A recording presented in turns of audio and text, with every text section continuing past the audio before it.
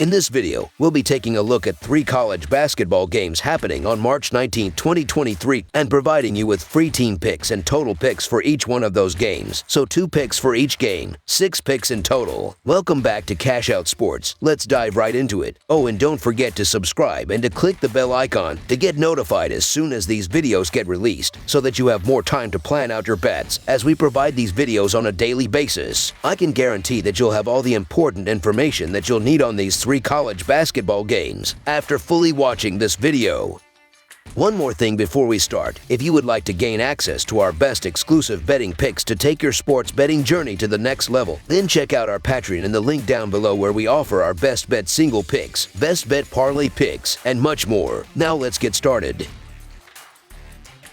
Utah Valley versus Colorado. The National Invitation Tournament moves into the second round as the Colorado Buffaloes of the Pac-12 host the Utah Valley Wolverines of the Western Athletic Conference Sunday night. The Buffaloes are the 2nd seed in their bracket, while the Wolverines are the 6th seed. These 2 programs have not faced each other in recent years. The Utah Valley Wolverines are averaging 77 points on 45.9% shooting and allowing 68 points on 38.7% shooting. Leonard Arthard is averaging 14 points and 1.5 assists, while Justin Harmon is averaging 14 points and 3.6 rebounds. Trey Woodbury is the 3rd double-digit scorer, and Aziz Bandaogo is grabbing 10.2 rebounds. The Utah Valley Wolverines are shooting 32.3% from beyond the arc and 74.5% from the free throw line. The Utah Valley Wolverines are allowing 31% shooting from deep and are grabbing 37.6 rebounds per game. The Colorado Buffaloes are averaging 70 points on 43.2% shooting and allowing 66 points on 42.1% shooting. Tristan Da Silva is averaging 16 points and 4.8 rebounds, while KJ Simpson is averaging 16 points and 3.8 assists. Javon Hadley is grabbing 5.9 rebounds, and Julian Hammond III is grabbing 2.1 rebounds. The Colorado Buffaloes are shooting 31.6% from beyond the arc and 69.1% from the free throw line. The Colorado Buffaloes are allowing 32.1% shooting from deep and are grabbing 33.6 rebounds per game. The Wolverines are 11-2 shillings in their last 13 road games and 21-6 shillings in their last 27 games overall. The Buffaloes are 2-5 shillings in their last 7 Sunday games. The under is 9-3-1 in Wolverines' last 13 overall. The under is 13-6 in Buffalo's last 19 overall. Colorado was able to barely beat Seton Hall in the first game of the National Invitation Tournament after blowing multiple leads, but now they will play a Utah Valley team that has won 9 of their last 11 games. Utah Valley has scored 78 points in 4 of their last 5 games and just dominated New Mexico in their first game. Utah Valley is shooting over 46% from the field, and I think this will be a very good game. The Colorado Buffaloes are going to be favored at home for obvious reasons, but Utah Valley and the points are hard to turn down. Utah Valley has lost just 4 games since December 3rd, has wins over Oregon and Brigham Young University, while taking Wake Forest to overtime and waxing New Mexico in the first round. Utah Valley loses as underdogs by an average of 1 point and is one of the best defensive teams in the country, so the Utah Valley Wolverines to cover the spread as underdogs is our full game side pick. These teams both play at a fairly quick pace, but this game feels like it could be a slower affair. Often with teams like this that have no familiarity with one another, there is a feeling out period, and then there is a battle to control tempo. Often, it just evolves into a half-court game, and there I give the advantage to Utah Valley, which will control the glass, but is also a better assist team and shooting team. The under is 6-0 in the Wolverines' last 6 road games versus a team with a winning home record, and 5-2 in the Buffaloes' last 7 home games. Under the projected total is our full game total pick.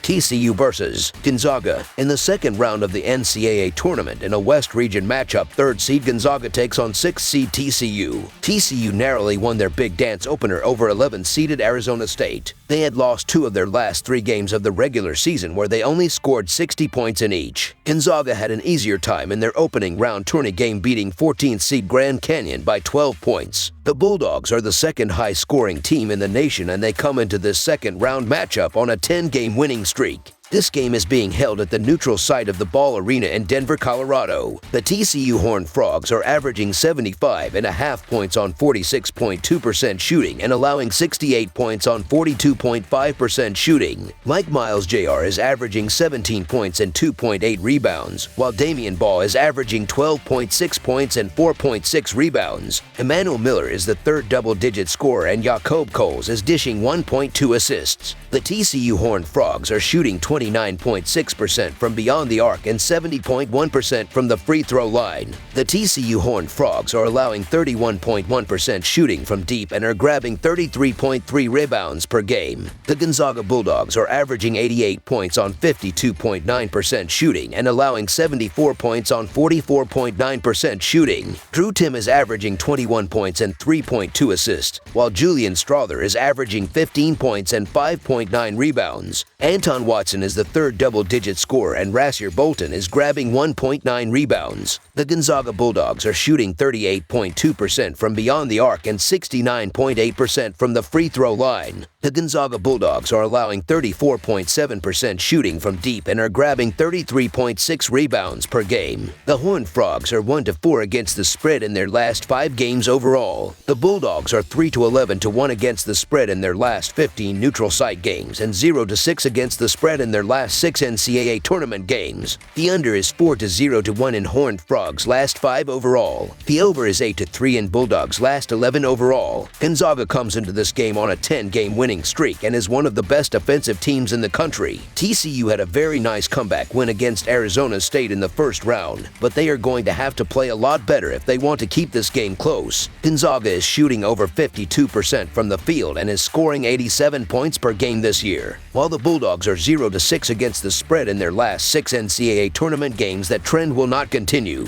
They played a weaker team than TCU in the first round, but they shot the rock well, while the Horned Frogs only shot 35.5% from the floor. One of the main reasons TCU won is they were solid on the offensive glass. However, that will not happen to face a Gonzaga team that is a good rebounding one. Give the TCU Horned Frogs credit for finding a way to advance, and they're a scrappy bunch that plays ugly but finds a way more times than not. Still, TCU has ugly stretches offensively and relies heavily on Mike Miles to bail them out. It will be interesting to see how Gonzaga plays against a team from a major conference, but I think they will be fine with their high-powered offense. The Gonzaga Bulldogs are well-coached, experienced, and should be able to form a defensive game plan to force others on TCU to beat them. The line is reasonable. Gonzaga is 3-1 against the spread when favorites of 4.5 or fewer points. The Zags have more scoring and more size, and they will control this game from the get-go. So the Gonzaga Bulldogs to win and cover the spread as favorites is our full game side pick. This is about as big of a number as we are likely to see in the tournament. It is hard to expect a game to be played in the 80s. Both teams are certainly capable of hitting that mark, to be sure, but it is hard to recommend a number this high. Everything has to go the right way to get there, and a drought of any length will scuttle it, so will a stretch of patient offense. Both of these teams do a good job of taking care of the ball, so we should see a limit on transition baskets. TCU does not shoot well from outside, which also limits the scoring upside somewhat. I believe that there is a good chance this game gets played in the upper 70s rather than the 80s and above range. Under the projected total is our full game total pick. That's all for now, so if you have any other games you would like reviewed, then leave a comment down below with the game you would like analyzed. Subscribe to our channel, leave a like on this video, and we'll get to it as soon as we possibly can. We would also love to hear your opinion on the picks presented to you in this video, whether you agree or disagree with them, so leave a comment down below and do let us know.